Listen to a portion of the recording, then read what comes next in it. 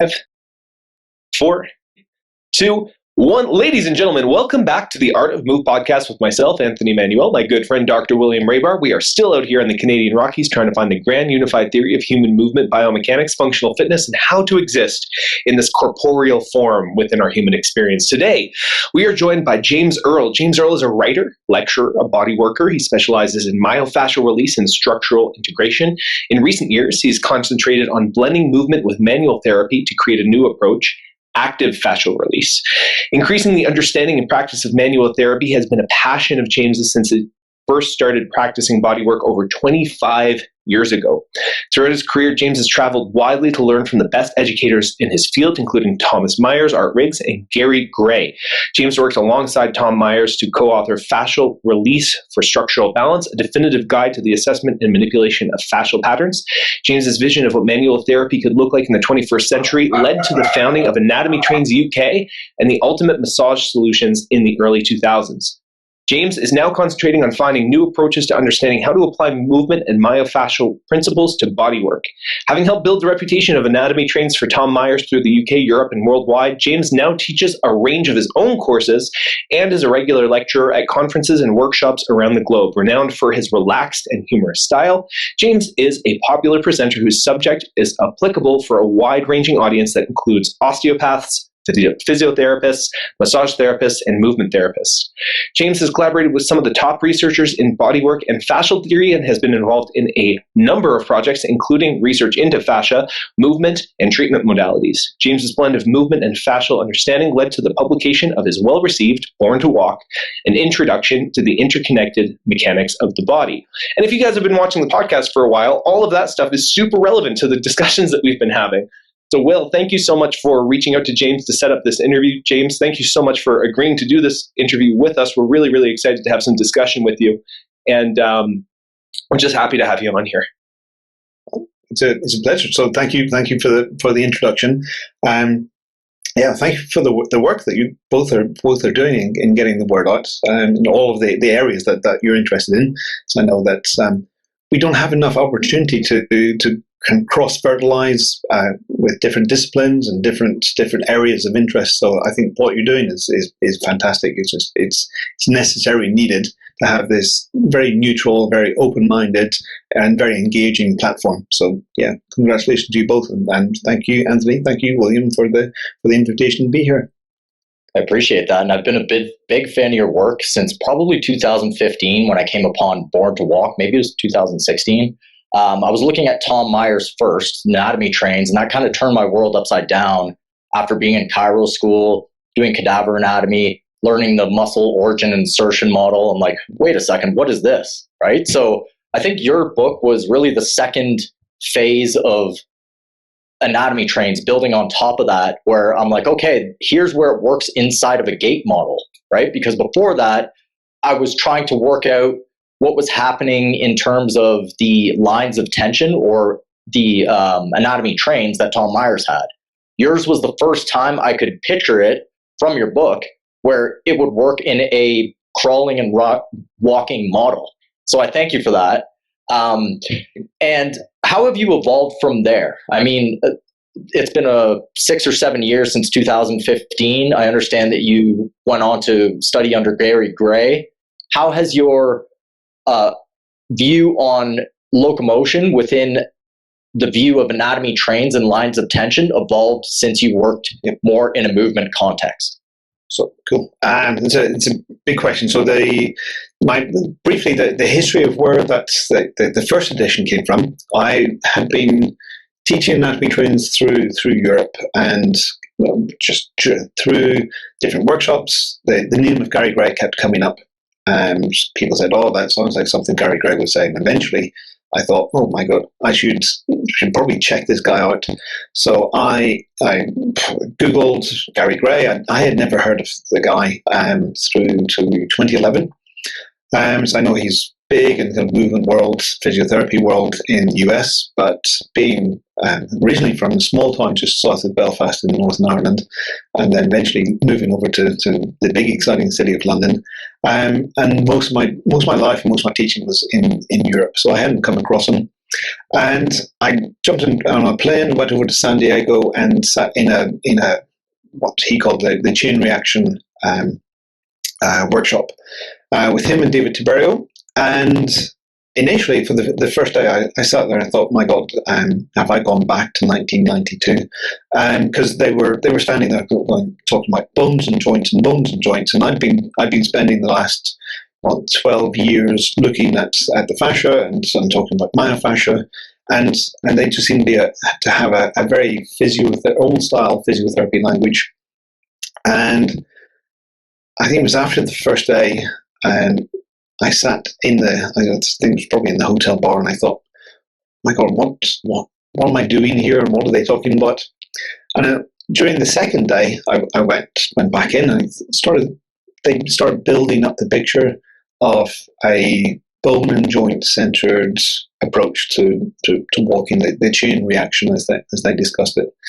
And that day I went, well, actually, everything that they're talking about in terms of the positions and of the overall skeleton kind of fits perfectly into the anatomy trains model and the ideas around tensegrity that I'd been teaching.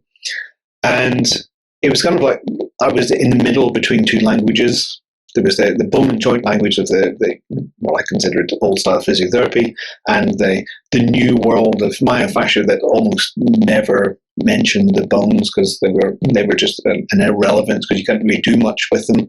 You can just reposition them by adjusting the tension within all of the soft tissue as a manual therapist. So they were kind of, we can kind of see where they are, but they're not the bits that we really work with directly. And so the Born to Walk was kind of born out of that. The second night's kind of investigation was probably over a pint of Guinness or something, and thinking, well, actually, if I keep doing some work, can I blend these two stories, these two models together? And I think over the next 6 months, and particularly I was teaching in near the Black Forest in Germany, and I had a couple of days off, and it was beautiful spring crisp day. I went walking through the forest, and we were talking about feeling and seeing the overall kind of shapes of the anatomy trains. And I went for a walk, and I would stop every 5 or 10 step, and just explore through my body and go, well, what position am I in? Where are the tensions? Where am I feeling kind of a stretch or a strain through the system? And gradually, just over the next couple of months, kind of built up. It was like, well, I know that whenever I'm doing in this phase of gait, then probably X, Y, and Z will be tensioned, strained, and that led into the book. And then the second part of your question is, what have I done, or what have I changed since then? And probably I've moved away from the anatomy trains model, and I realized that because I was so deep within it, that I realized that I was trying to fit every answer, every kind of exploration that I had was framed within that model. That doesn't feel right any longer. It's like, well, actually, going to that kind of extended toe-off position, it's not just the superficial front line that's engaged, that's strained. It's not just the deep front line that's strained and engaged. There are other nuances that need to be developed. And so I went back and I wrote a second edition where I kind of rewrote it and probably gave Andre Vleeming a little bit more of a kind of highlight than he had been given, I think, in the previous editions, both of my book and also the anatomy trains, because he did a lot of the original work around myofascial continuities and even did a lot of the research looking at force transmission and strain being carried on from one kind of unit to the next. So I wanted to kind of highlight his work and also just kind of hold my hand up and say, sorry to Andre, that he didn't get as much attention as he could have. Yeah, so that's really thorough there. And with the anatomy trains model, when I was looking at it at first, I kind of did the same thing, got confirmation bias. I was looking at everything, trying to fit it into, is this superficial front line? Is this deep back line? Is this superficial back line? What is actually happening here? And I started parsing out the body like that. When now I've come to the conclusion that the 80-20, the fruit is about tension, about gaining tensions for me and movement, right? So I feel lines of tension throughout my body, and they're not necessarily corresponding with the anatomy trains model. And that's okay with me, right? Is that a similar conclusion to where you came, or? Pretty much that, yes. So it's really about how do we, and I think that's what Tom was trying to get to, but he did it from a very structural, very postural based model, because the background with Rolfing in the Rolf Institute, where posture was kind of the primary, or one of the primary assessment tools. So he wasn't seeing the body in movement as much, but would apply the ideas of the lines through yoga, asanas. Some other people then started coming in and doing it through Pilates movements. And you can kind of correlate a lot of the lines, a lot of the postures, or a lot of the exercises. But again, it was squeezing things into the model rather than kind of seeing the reality. And again, that's part of the reason I thought I need to leave this lens aside, because it stops you seeing the reality. And I eventually, after doing the workshop with Gary Gray, I did the gift, what they call gift training, their fellowship. So with 8 months of kind of pretty deep training in their functional approach, realized I really appreciated it was almost it wasn't a mantra, but it was almost a mantra of the truth of movement. So stop imposing anatomy stories and just look at the movement. So we should interpret the anatomy from the movement and not movement from the anatomy. And I think that's something I try to hold true to, and as much as possible now in my work is how do we actually move, as opposed to imposing my beliefs around movement. I think we have a similar model here. Looking at observations, we like to use slow-mo and see what's actually happening, and then kind of interpret what's happening from there, right? And I mean, you can look at anatomy, and you can look at observations and interpret it in many different ways, but at least you can see what's happening, and you can try to deduce it from there and not the opposite way. I think that is the best way to go about it. Now, in terms of the tensegrity, I used to have, or still have, a pelvis model. You know what I'm talking about, the one with the strings, and I believe they use an octahedron, is it? I've seen many of these models with the tensegrity shapes. Yeah, I'm sure you know what I'm talking about there. Yeah, so the icosahedron would be the classic. It's relatively straightforward once you know what you're doing, how to build it in class, and it would be shown and kind of demonstrated, and we can see that change the tension in one portion of it, and the tension through the whole system changes. So it's very, I think it's both a very powerful and also sometimes misleading tool, because there we go. I think this is it. Yeah, that is it. This is what you're talking about. I just wanted to bring up a visual for people who are listening. This is the model that they're talking about. Yeah. So that's the Tom Flemings was the guy who built the model, the original frame for that. I think that's one from another anatomy trains teacher called Eli Thompson. It's either from him or Tensegrity Teach or Artifact Pro. So this is kind of an advanced, probably a better model of how tensegrity can be applied to the body. So in that icosahedron, which is just a kind of general shape, you can kind of almost see it from the side there, where the force can transfer through the whole system almost anywhere. It's like, well, that's not true in our body. It's not completely true. Because we have the anatomy of the joints, and so there is a reasonably predictable pattern in which we transfer force through ourselves, rather than just kind of blindly going anywhere and everywhere. would you also agree that the neurology plays a big part into that too? Because what I keep hearing now, there's a narrative, and I've done this before, I'm guilty of this, that if you take up slack somewhere, you're going to have to get it somewhere else. And the tension just goes somewhere else into the body. However, there is a neurological aspect to your brain turning on muscles, for instance, making the another structure more tense through tensioning of the muscle, right? So it's not that it's untrue, but it can be untrue, right? So there's a neurological component to it, and it's not always true that once you lose slack somewhere or untension one place, that you'll gain tension another place. Do you agree? Absolutely correct. Yeah. And this has been, I think, a very interesting decade, 15 years of progress in understanding approaches to bodywork in whatever field that we're in. Just the dialogue and the way that we have previously conceived of what we're doing, and particularly in manual therapy, has been improved. And a much larger role given to the neurology, and so I cringed a little bit during the introduction because you mentioned that I had been playing with the application of manual therapy and movement. And whenever I was in the early stages of doing this, I thought I have to call this something, and I called it active fascial release. And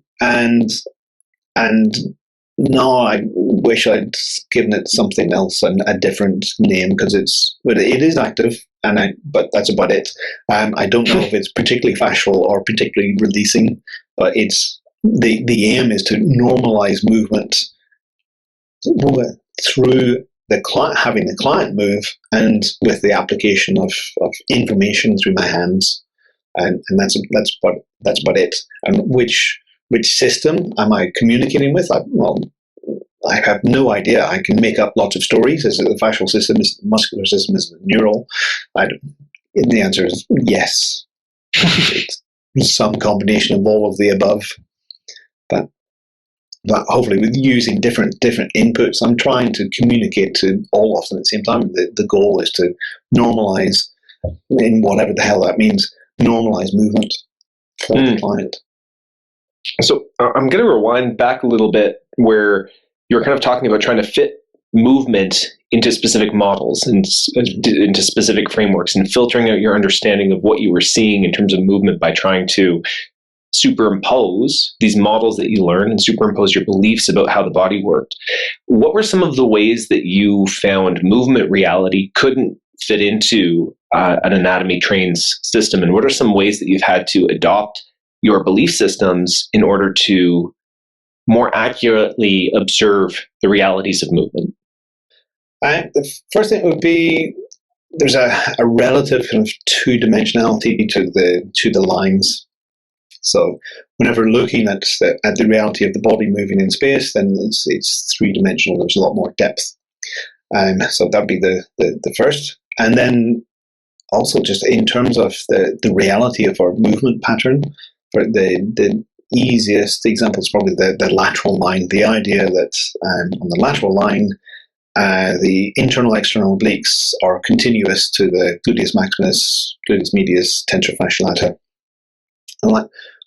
Every anatomist and dissection practitioner that I've come across would say, actually, no, there's a very strong attachment of gluteus maximus and TFL and medius to the inferior aspect of the ilia, and a very strong separate attachment for the internal external obliques on the superior aspect of the ilia. And if there is any kind of continuity, it's small and will be minimally involved with force transfer. Well, that makes complete sense to me, because if we're just talking about the tilting of the pelvis, left and right during gait, one side the pelvis will be moving up, and the other side of the body, the left side, would be moving down. I need to be able to stabilize the pelvis from below on one side and from above on the other.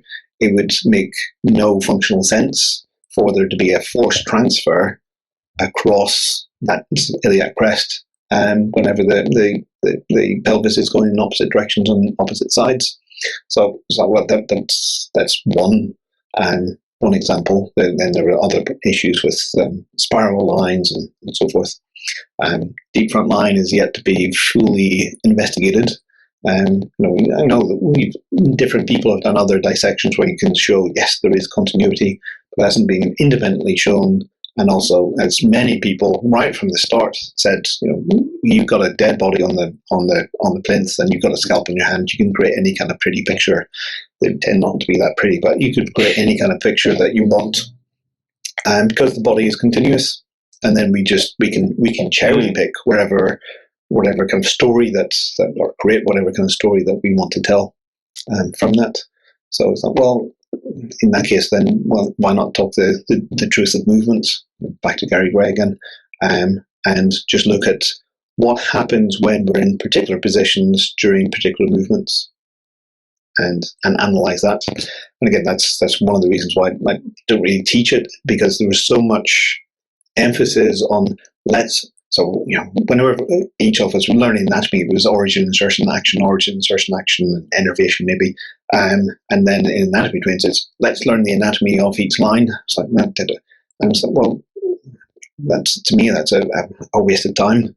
Let's look at how we could understand movement, and let's look at the way in which the body supports that.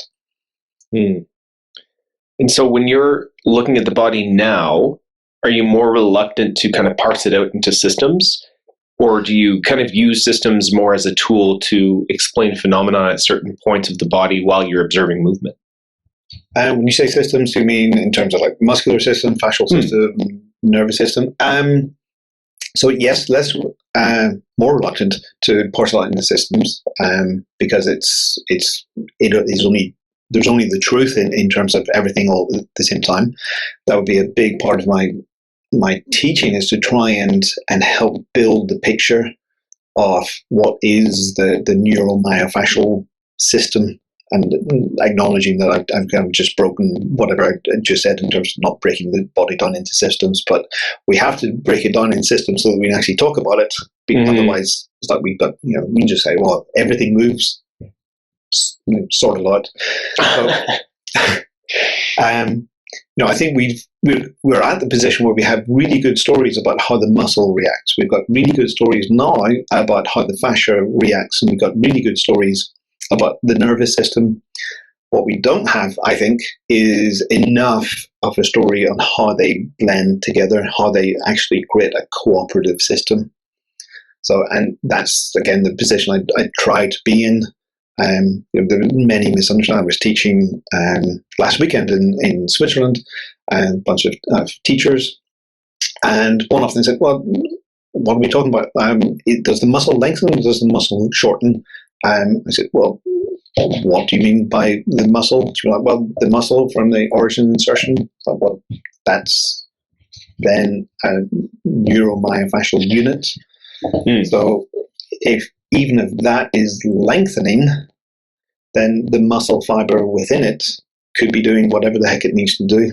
It could be shortening, it could be lengthening, it could be staying close to isometric, and it'll just be adjusting its tension according to the demands placed on that tissue. So trying to reframe, this is the work for Gregory Sawicki, talk about reframing the muscles as stiffness adjusters. So it's really the muscles, the neuromuscular elements, or the stiffness adjusting system. I think that's a fantastic, for me, a fantastic reframe. Saying, well, they're not just the creators of movement, which was the kind of the image that we tend to get in basic anatomy training. It's like, well, okay, we got the concentric and the eccentric and maybe isometric, and it's all muscle based, and it's muscles creating movement. It's like, well, actually, in terms of whenever we get a moving body and we got all of the other forces, the momentum, gravity, and ground reaction forces, then we need to constantly attune ourselves to hopefully be as optimal, as efficient as possible, and maybe as powerful as possible, depending on what the activity is. Yeah, so to get into specifics of that, you hear the word functional all over the place, and there's a million different definitions of functional. I'll give you a small one that we have. It's getting your body into the proper positions or the right joint angles to maximize tension and maximize efficiency in motion. Very simplistic. I can go deeper. However, how do you look at functional? What is functional to you? Let's say in the bigger picture, in the whole body, and then maybe we'll zone in on a joint approach to that. Like, let's say what would be functional at the hip? Okay. Yeah. My own definition would probably be similar to yours. I would say I would even simplify it further. It would be getting myself in a position where I can successfully and safely achieve my goals. And then we can further refine that down to, well, is it the safest? Is it the most efficient? That would be a separate question. So is it just, is it a functional reach to lift the coffee cup or whatever it may be? It's functional. I've achieved my goals. That's fine. Is it the most efficient way? No, but it might be interesting to me because I might have a different habit or I might just want to play with the goal. And then in terms of then going to your question about efficiency, what do you mean? Can you give me more to work on Sure. And the hip? I'll get more specific. Let's say spinal engine versus pedestrian theory, where spinal engine is the spine waving back and forth, coming from evolution, fish. Basically, the forward locomotive pattern under Serge Gregikevsky is that the spine waves from side to side, allowing efficient motion forward. The pedestrian theory is that your spine stays stable in the middle. Now, under Gregikevsky's model, almost everyone has seen the video of the man with no legs walking just on his ischiums, right? Yeah. And he's able to locomote forward, thus proving that, yes, you can move without legs. Okay, so there's an overhead motion of the pelvis that happens in almost everybody's movement. Therefore, I would think that is a natural motion that happens with all humans. Yeah. So let's say somebody is stuck in their pelvis and their pelvis does not move. It's a block. I find that to be an issue. I think there is a blueprint within the pelvis that is supposed to move overhead. Okay, so in that way, it's more efficient. Could you speak a little bit more to that? Oh, I would agree. I think that within each of us, there is an overall blueprint for more efficient movement. And then for whatever reasons, we've all moved away from that, whether it be just habit, culture, injury, misinterpretations or impositions of theories and ideas, the imposition of anatomy, stories and everything else. So I'm quite familiar with Serge Gregikevsky's spinal engine idea. He's shown the video clip a number of conferences. Apparently he and Andre Vleeming have a kind of a friendly banter back and forth, because actually the video that he shows, the guy does actually have some kind of stumps of femurs. So to Vleeming's tease back to Gregikevsky was actually, well, the guy that you're showing actually has legs. So it's not pure spinal engine. And then I think I have two, not really concerns, but kind of maybe additions. The spinal engine model, I think, why are we only talking about the spine? Why are we only talking about the pelvis into the spine and all of the multifidi, all of that couple motion action that Serge puts out beautifully? I think that's brilliant. I think it's a fantastic model. But why don't we also look at the obliques and how they will also be strained? The QL will also be strained. The psoas and the iliacus will also be strained. They're all right the way through the intercostals, and depending on arm swing, we can even go up into the lats and both pecs, major and minor, can also be kind of optimally strained. And then coming back to your definition of functional, if we put in the idea of efficient. So, going back to, I can reach for a coffee cup in 20 different strategies, but one of them is probably going to be more efficient than 9 of the others. So yes, Serge, I think yes, we can walk without legs, but is it as efficient? And so for me, the legs, and it's the old idea of the pendulum model. It's like, well, there is how do you get your pelvis forward into one side of it into rotation? The thing that brings it into rotation for most of us when walking is the swing of the one leg and the deceleration of the pelvis on the other side from the stance leg. That turns the pelvis. Whereas the guy walking with no legs, and as per Serge's video, it's like, well, he's actually using his obliques to turn the pelvis. So we can do that. I think that's one of the wonderful things of human anatomy is our adaptability, our ability to compensate. We're perhaps the world's best compensators. We can find other strategies, but are they as efficient? So maybe I'm talking myself background to actually agree much more with your first definition of what is functional. So I think there are many aspects of the role limb that are necessary for optimal or at least improved efficiency. They give us a lot of advantages. Mm-hmm.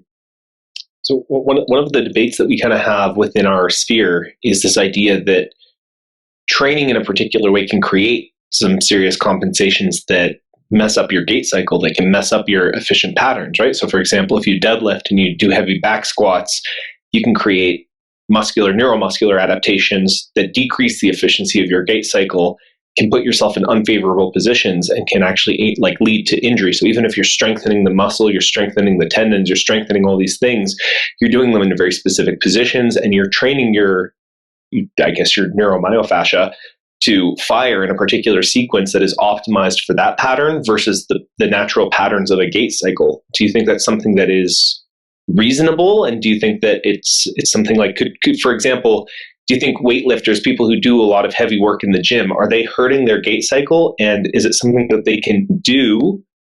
Like, could a person conceivably lift a lot of weight and still preserve the efficiency of their gait cycle if they did other work? I would then refer back to one of your previous guests with Nadi, and so yeah, I think we all have the capacity to overtrain or train badly, to train in a non-functional way, and I would add in that's a personal choice. It's like where do I get my freedoms from? It's like where do I get my joy in life? Where do I get my interest? And there's no sports person playing sport at any kind of level for the good of their body. There's a risk and a danger in there that's inherent within any sport, whatever it may be. And so, do I do it with a conscious acknowledgement that I'm making a choice, that, well, there's going to be a sacrifice, I'm opening myself to risk? It's like, that's fine. If it's giving you joy and happiness and fulfillment in some aspects. So I think it can be a dangerous kind of position to get into in terms of being biomechanically deterministic. It's like you are going to get injured because you are doing this and you're doing it in a bad way and it's not functional and it's going to have costs. It's like, well, yeah, everything has a potential cost to it. So, and then to give I think that the right answer, yes, I think we can train in ways that will inhibit a natural, efficient gait pattern. So, yes. How detrimental that's going to be, I don't know, because it's if I'm building strength to be able to be more successful in my sport, in my lifting, then, well, which is going to have more potential for harm? So, well, if I don't train myself to lift whatever 200 kilos that I need to lift, if I'm not prepared to do that, but I really want to, then, well, there's much more potential for injury than if I'm detraining myself or going for a walk in the park. So I would say it's kind of buyer beware. It's hopefully you know the risks. Take your pick. Totally. So how do you view stability? I'm going to give a little bit of context to this. Almost everybody that I see in the fitness industry right now, and even amongst physios, and I'm a chiropractor, stability means holding tense and keeping the joint stiff. Some people go slightly beyond that, but to me, when you move it into a motion, into an actual locomotion, it becomes about being in balance and being able to reciprocate one side to the other efficiently, using your, again, comes back to using your myofascia, putting yourself in the right position and being relaxed as you go. Okay, so how would you view stability in your model? And my answer is going to sound like I drank the Kool-Aid with the Gary Gray. I like his compromise on that is the mo stability, kind of putting mobility and stability together. I need to have enough mobility with the strength to control that movement. So it's neither stability, it's neither the stability of absolute pelvic isolation and control, and it's not the mobility of a yogi. We need an appropriate amount of both. I need to be mobile, and I need to be able to control that movement. But I don't lift. You can probably tell by lack of shoulders. So I can't speak intelligently to what's required in strength training. So my example would be the idea that was kind of, hopefully it was brief when I still come across it every so often, but the idea of the pelvis being held completely level during walking. Well, that's, to me, that's an imposition of another anatomy story. So, we got the core strength idea and the stability idea. Well, actually, if you look at the anatomy, interpret the anatomy, and the tilt of the pelvis on the stance side. So, as you heel strike on the right, let's say the pelvis is tilting to the left. That's going to switch on gluteus maximus, medius, and TFL again, and they're all with variation continuous into the IT band and all of the fascial lata, and that's going to have quite a bit of control over the valgus pattern in your knee. So if you want to support your knee, let the pelvis tilt. And it's not just through the IT band, but it's also allowing that movement to happen. That slight tilt, the slight adduction on that side helps to stiffen all of the fascial lata that's wrapping around all of the muscles of the thigh, giving them a more compact, a stiffer bag in which they can also contract, which is also going to help with stability of the knee, which is also going to help control the pronation of the foot. So, it's a very, for me, a very self-optimizing, almost kind of self-designing system whenever the anatomy is interpreted from a functional point of view. That's probably the most comprehensive answer I've ever got to that. That's fantastic. Yeah. In terms of, so it begs the question, most people are trying to solve for pelvic tilt, okay? And in chiropractic, physiotherapy, from what I've seen, they're like, get rid of anterior pelvic tilt, or go into posterior pelvic tilt. There's no consensus on this, right? But again, it doesn't move into a movement model, which you just described. It's rotating in multiple planes as you move, right? So how do you view the pelvic tilt or the angle of the pelvis, given that, let's say, between humans and chimps, humans have a lordosis allowing us to utilize our glutes? Is there an optimal pelvic tilt that you found in your practice and your world?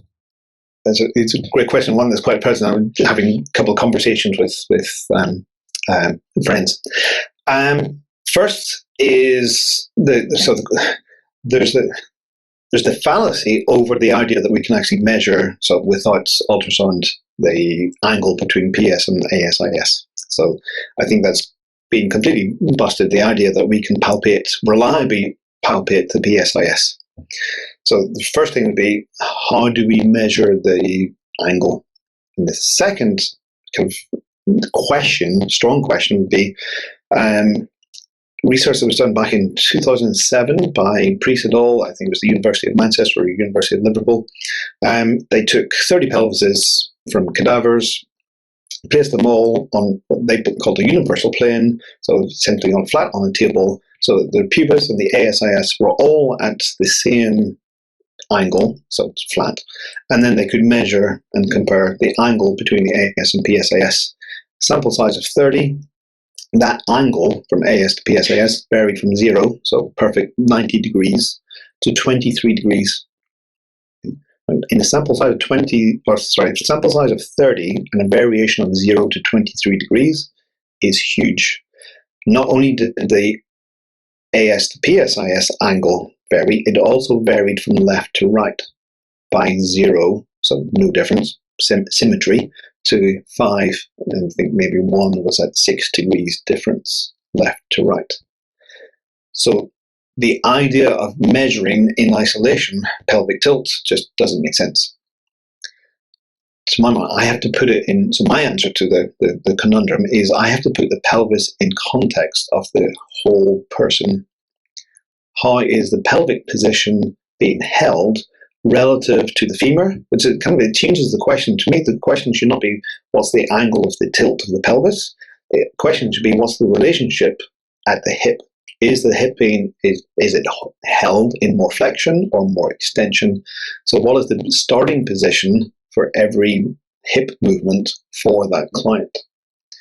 And I have to read that in relationship to, as you mentioned, the lordosis. I have to read that in relationship to the thorax position, in relation to the head position, and is being able to read the whole structure in context rather than this very isolationist approach that we tend to have inherited from the textbooks, because it seems scientific and we can measure and we can feel good about ourselves getting the goniometers out and whatever. So, I think my approach is a little bit more holistic and a little bit more real, but can I put the science to it? No, because we don't have that story yet. We don't have the tools. And I know there's a very strong story out there of kind of postural analysis and pelvic tilts, and there's no direct correlation between posture and pain and so on and so forth. And so, well, of course there's no bloody correlation, because the research that's looking for the bloody correlation is so messed up in the first place, because you're using dodgy measurements that actually are as good as meaningless anyway. So, sorry, I've come off on a rant. So, and we know that we know that pain doesn't necessarily correlate. Sorry, also I said, whenever I say pain, P-A-I-N, but I know with my accent it comes across, what the hell you just said. So discomfort. So discomfort and soft tissue dysfunction don't correlate. We can have soft tissue dysfunction with no sense of discomfort. We have discomfort with no soft tissue dysfunction. So again, there's so many confusions within the literature, so we don't know where to start. So my approach in my clinic would be, I need to see the person in context and not just have the discussion on pelvic tilt. It's like, well, has it shifted forward? Is it shifted back? What's happening with the femurs? What's happening with the lumbars? What's happening with the whole darn person? So then maybe going back to the idea of that tensegrity. So you had the tensegrity model. If you give me a moment, I can go one better. Oh, yeah. Oh, wow. And put in the rest of the torso. So you've got the pelvis, and then a thorax, and kind of shoulders up here. So a change in pelvic position is going to travel right way through the thorax, or into the thorax, right way through the spine, and vice versa. I need to see the whole tensegrity of the person. And yeah, and I'm sorry. No. I really appreciate it. You brought up something that's actually been part of the discussion within our community, is this idea that pain is not associated with posture or correlated with posture. And of course, anyone who has a functional fitness or biomechanics informed view of movement is like, that is absurd. Of course it is. Like, it's just common freaking sense. Like, you're going to be sitting slumped over at your desk for ages and you have poor posture. Of course, that's going to cause some sort of pain or dysfunction down the line. But because you have a lot of evidence-based physiotherapists or chiros or what have you, say, well, yeah, but look at the literature. There's no actual association, so we're going to just write that one off. This has been part of the discussion, and one of the things that you said is that they're looking at crap data, basically. So it's like, of course, it's not properly correlated. They're not looking at the right things. If you were to conduct research that could positively correlate pain to posture, what are some variables do you think that we could potentially look at to give us a more accurate picture of what that is? I think the discussion on pain would be, for me, initially a distraction. I would want to show that posture, so habitual posture, correlates to soft tissue changes. And if that can be accepted within the literature, I think the discussion around pain can develop out of that. So, well, it's a distraction, because for me, I've kind of reframed my teaching and some of my clinicals. I'm not necessarily trying to get people out of pain. I'm trying to decrease their morbidity. I'm trying to make them more, or encourage them, allow them, bring them to a more efficient pattern. So I'm maybe kind of walking a tightrope and trying to maybe make the pain science, so what I sometimes consider pain science fascists, I'm trying to appease them and just change and say, I don't know. I'm not saying that posture does correlate pain. I think with some people it seems as if it might. And in my experience, I think it does. I think it certainly seems to, in my experience, correlate quite strongly with functional deficiencies. And as far as I can, with my challenged palpation, because again, literature is showing that palpation and actual palpation and interpretation and what's actually going on don't always match. So I will hold my hand up and say, well, what I think I feel seems to correlate with what I see in a postural change in my client. And with my bodywork, I'm trying to help address that and bring the tissue to hopefully a happier, healthier, more functional position. It really does beg the question, what is posture? Because the way that almost everybody measures it is this upright, standing, chest high. That's the image most people get in their head. And it's like, to me, posture is dynamic. So that in itself hasn't been studied, and it's very difficult to conduct a study like that over a period of time. And there's so many variables that would have to go through that as well, right? I really think that I'm a chiropractor. As a chiropractor, physiotherapist, we're really going through kind of a renaissance right now where we're like, almost everything we knew about this pain and, the tissues, a lot of it's being debunked. Where do we go from here, right? So for me, when I have a patient in front of me, it's a communication between myself and the patient. A lot of times I'm trying to reassure that they're going to be okay. And I'm trying to calm down the tissue by calming down the neurology in the area, or, in the rehab, I'm trying to think about what would help that situation. But I also try to calm down the area of pain and give it good inputs and not bring what would be called nocebo effect, where, oh, you're going to have this for this amount of time. And, you need x-rays, you need MRIs. People get scared and they start to believe that sort of thing. And then it comes true, right? Are you finding this as well, this sort of renaissance in the industry happening? Yes, many people. I think I have a lot of contact with the massage therapy business through Europe, and it's taking a little bit longer to trickle down to them. There's still kind of the savior mentality in some professions and with some therapists. And I do think we need to be more careful with our language. I think that's certainly been a very useful part of this process of opening up to the evidence-based practice.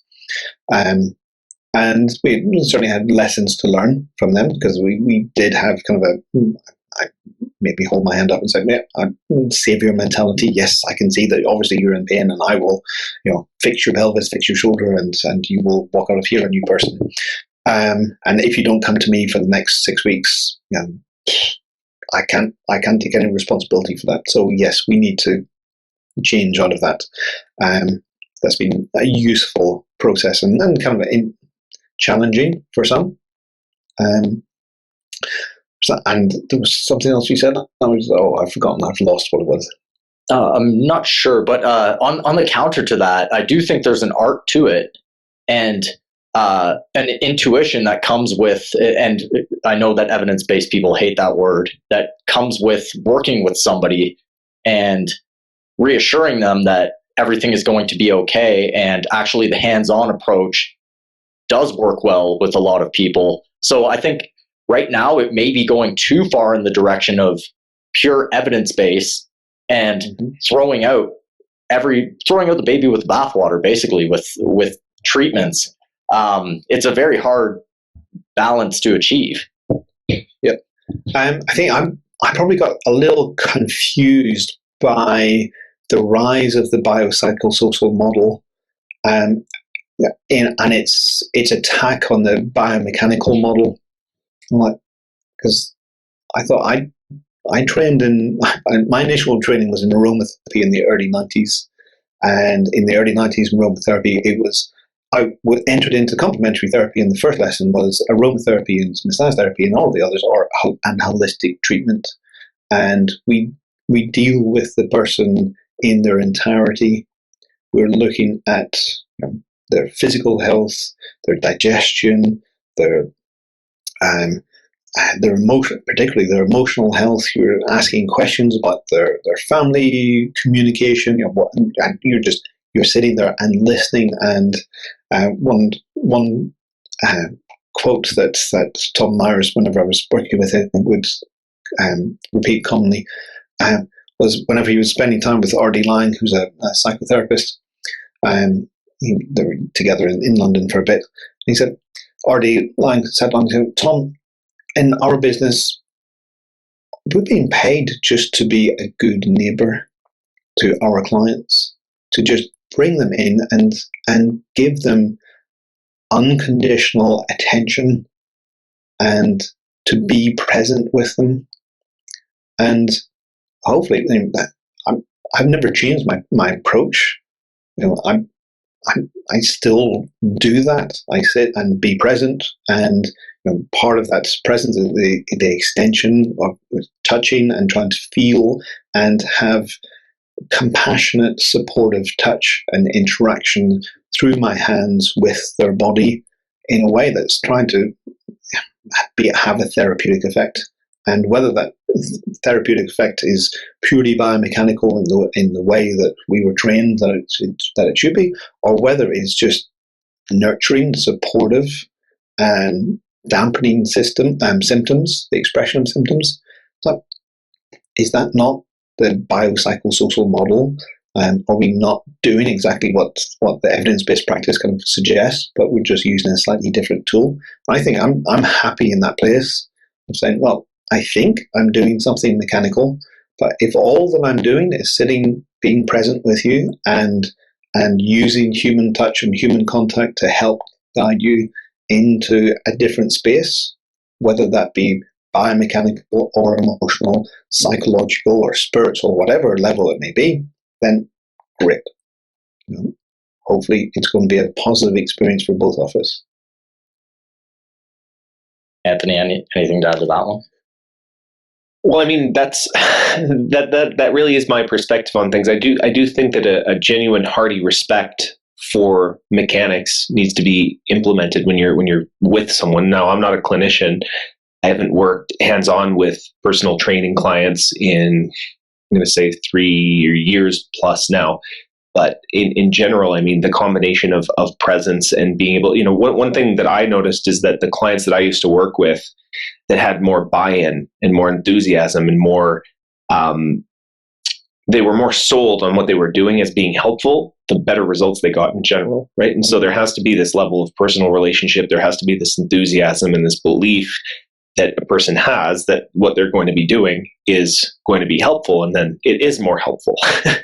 That being said, you also have to do the right mechanical things, right? So if you're talking about the biopsychosocial model shitting on the biomechanics approach.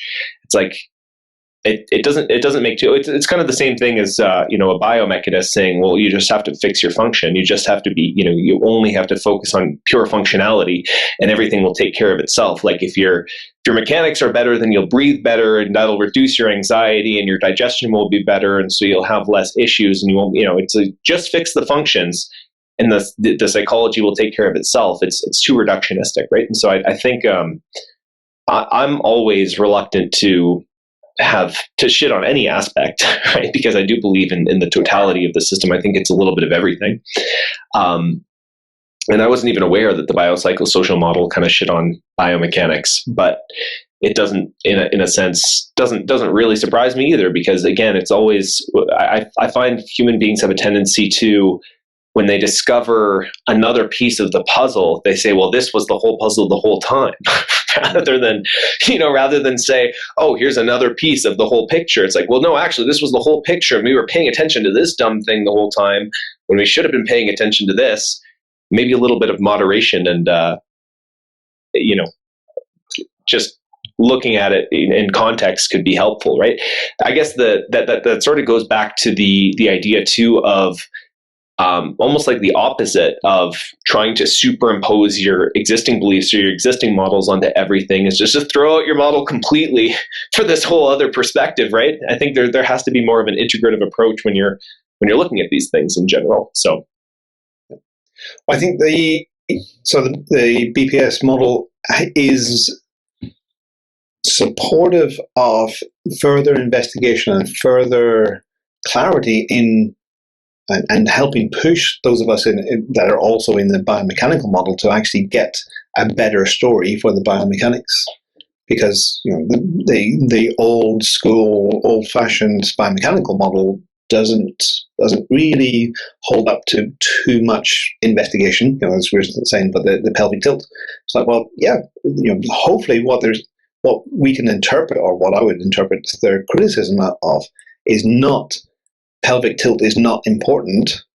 The story that we've been telling about pelvic tilt isn't quite true, or isn't as useful as it could be. We need a better and new story about what the role might be. I think that's for me. That's where I'm getting an energy from to get more clarity, to get a better picture, to get a better vocabulary, and to do a little bit more research, more reading. It's like, well, actually, what are the researchers saying?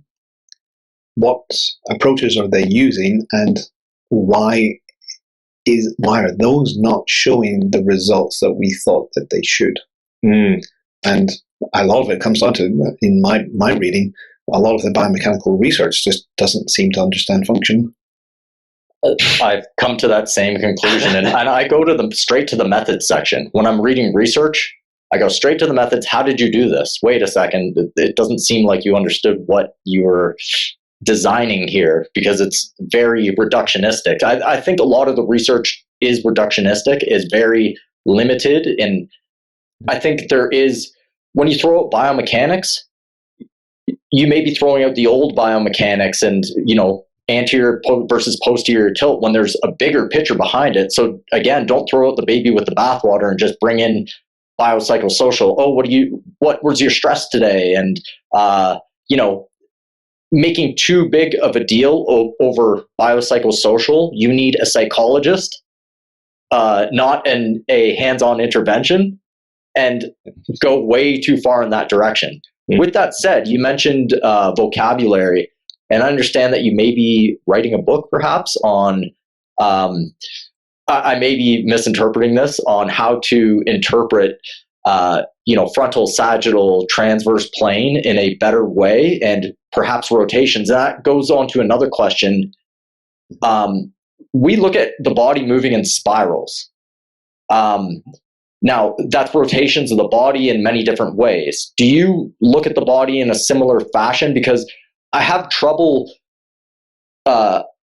describing spirals in the model of transverse, sagittal, frontal planes when describing it to somebody who hasn't been, or who doesn't even believe in spirals. They're like, what are you talking about, spirals? That doesn't exist. Describe it to me. Okay. I think I would agree. Everything moves in a rotational pattern, a spiral, so however you wish to language it.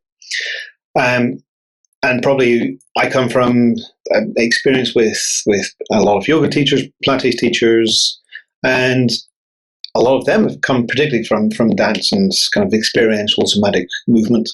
And so there's an excitement with spirals and Fibonacci ratios and all of the kind of the sacred geometry of movement. And I say, yes, brilliant.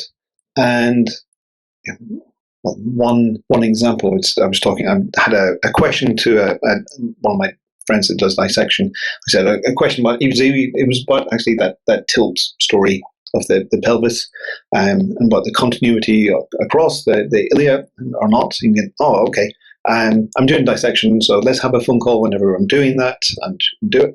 And whenever I called, there was a group of people, and I said, well, left and right tilt of the pelvis, and one of them said, do you mean in the frontal plane? I said, yes, in the frontal plane. So, oh, I do not believe that in the sagittal, frontal, or transverse plane movement, the pelvis just moves, and it moves in spirals. I thought, well, that's brilliant. That's not what I'm not saying that, but how do I compare the side-to-side movement of Joe compared to Steve, compared to Andy, compared to whoever else? What language can I use? Well, they spiral in a more up and downy kind of way, left and right, and Steve kind of spirals more in a left-righty kind of a way, left to right, but not left to right, up and down, but left and right, forward and back. There's how do I intelligently communicate the variations in spirals in a way that's coherent and consistent? And I think the resistance, or for me, some of the resistance to using the language of sagittal, frontal, and transverse plane is because they haven't been described properly. They've been described almost as if they're reality. Sagittal, for example, plane is straight ahead. Well, nothing ever moves straight ahead. We move straight ahead in rotations, and Serge Karkovetsky would be very excited about that, and the spinal engine and so forth. Yes, we do. And that's exactly the way that we use lines of longitude and latitude, is exactly the way if you were in Manhattan, so the kind of workshop example I use, if you're in Manhattan, you're at the Empire State Building, and you ask a local, how do I get to the Museum of Modern Art? They will say, well, you just walk along Fifth Avenue north, about 5-6 blocks, and there it is. So, well, great. And off I go. I know exactly where I'm going, and I've got my coordinates, and I'll get there. The big problem is that Manhattan is not oriented to north and south. They're oriented north, kind of northeast to southwest. But nobody really cares. It's a convenience, it's a convention, and the truth of the sagittal, frontal, transverse planes, or they're just a way of intelligently communicating the differences between Steve and Andy and Joe and whoever else I might be talking about. So they might spiral. They do spiral whenever they walk, but Andy might have a little bit more left, right, and frontal plane motion in the pelvis compared to Steve, who has a little bit more left-right rotation in the transverse plane than Andy, and something else. And we can have that communication. We can even measure it using those kind of planes. So it's just, for me, it's a problem of the way in which we've been handed down this information. So we look in the books, and it shows you exactly the sagittal, frontal, and transverse plane cuts. I'm sure you use X-ray views, and so you'll request a sagittal and frontal or whatever, and you'll get a straight line, and that's the way that we say it. But actually, it's a coordinate system. So again, the workshop equivalent I use, if you're flying from Rio to Seattle, hopefully the pilot is using the kind of coordinates of latitude and longitude and altitude, so they know exactly where they are at any one time. It's like, but they don't exist. They're just a convention. Like nobody looks like the plane and goes, oh, well, there's the line of latitude and longitude there. You even go find out the bloody equator. There's no great dirty line across through Ecuador and Quito, and it's a convention. So it's something that's there to facilitate our communication with accuracy and clarity, and be able to kind of predict what's happening as well. Yeah, it sounds like it's useful lines of measurement that you could even measure spiraling movements in, even if they're happening simultaneously through the sagittal, frontal, and transverse planes. Like you can see this rotation happening, but you can actually measure the degrees in which they're moving through these particular things and determine variations between individuals through that. And that's I guess, you run into the issue of needing to quantify these things if you want to actually create meaningful data, right? This is the issue of talking about the body as a holistic system or as a continuum or as a totality, is because you do have to parse things out into variables. We kind of talked about this on one of our philosophy of science podcasts where, we're looking at the body as a holistic system, but in order to have specific outcomes measured, you need specific variables. But the more specific you get, the more you're breaking it down into individual components and not accounting for the other variables of the totality. So what I'm hearing is it's not like you're saying, okay, you only move in the frontal plane. You're defining the frontal plane, and it's like this is frontal plane movement happening, and this is transverse plane movement, and this is you're not just saying like just because these planes exist doesn't mean you orient your movement towards that, or we assume that our movement orients towards that. They're just units. They're models of measurement that can help us describe three-dimensional movement with more accuracy and quantifiable data. Is that correct? Yes. A wonderful summary. Thank you. No, I'm glad. I like repeating it back sometimes. I want to make sure that I get the gist. It was great, and for me, the evidence of the usefulness of that 3-coordinate system is in the beautiful complex structures that we can do with 3D printing. It's like we're getting solid and spiralar and complex objects created just with plotting the 3 dimensions. There's no difference between a 3D printer and sagittal, frontal, and transverse. It's the same map. So we can have a lot of rigor with that tool. Well, the limitations I see of it is when talking about rotations and spirals. They almost didn't exist when I went to school. It was so reductionistic into the sagittal, frontal, transverse plane that up until a few years ago, I didn't even recognize the rotations and the spirals because I put my language in a box, and I wasn't allowing myself to see that sort of thing. And on top of that, I wasn't working from observation first. I was working from anatomy first and then trying to observe, and not the other way around. So those two aspects made me miss the bigger picture of spirals and rotations. As soon as I figured this out, my own personal movement got better. And I was able to observe people move in those spirals and those rotations. So is there a way that you've come across to bridge that gap other than the language of frontal, sagittal, and transverse?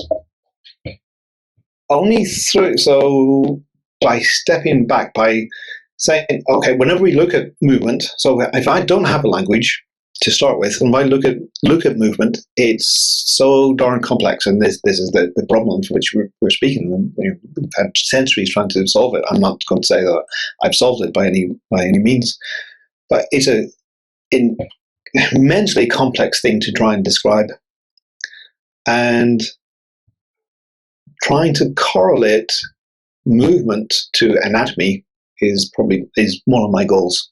So going back to, I think, what your experience and many other people's experience that's put them off the language of the planes is that implication or imposition of the anatomy story.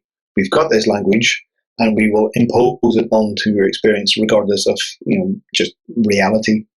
I'm saying, brilliant. So I can't teach this language, that in and of itself, sagittal, frontal, and transverse plane, they have no power. It's not until you start experiencing what actually happens. So if I take my left hand and take my left hand in a purely sagittal movement, eventually my body rotates. So let's use the the language of description of movement that facilitates my experience of anatomy.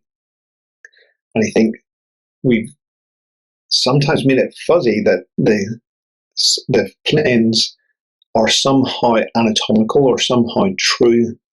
They're not. They're just directions of movement, and we can even break it down in the same way as we do with the compass.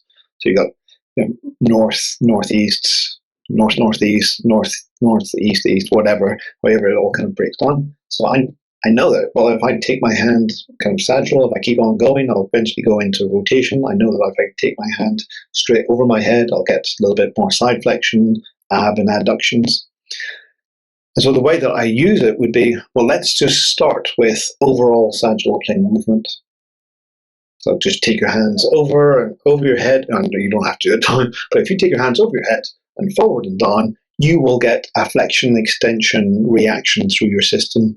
If you take your hands over your head, left and right, you'll get side flexions, ab and adductions, inversions and eversions. And if you take your hands around to the right and left, you'll get a series of rotations. And so now we can start talking about the joint reactions. We can talk about the overall directions and the overall joint reactions. And we can talk about the reasons why each of those joint reactions are given those names. Why is it that we have flexion in one direction, extension in another? How does that correlate to the overall directions? And then we can put in the combinations, what happens whenever you take your hand northeast or sagittal, frontal, 45 degrees high, again, however you want to word it. Well, now I've got the language of kind of the combination of flexion, extension, side flexions, and adductions. And I know, well, from the first thing that you did, if you take one hand straight ahead, you start getting rotation. So if I start going 45 degrees, I'll start getting some rotation in. And suddenly I've got a mapping where I know that, well, I'll get some rotation, I'll get some flexion extension because it's kind of sagittal, and I'll get some add and adduction, some inversion, eversion. And I know that because my joints are reacting that way, certain neuromyofascial units are going to be tensioning in certain ways to adjust their stiffness to help me stay stable enough and hopefully optimal and functional enough as I make that movement.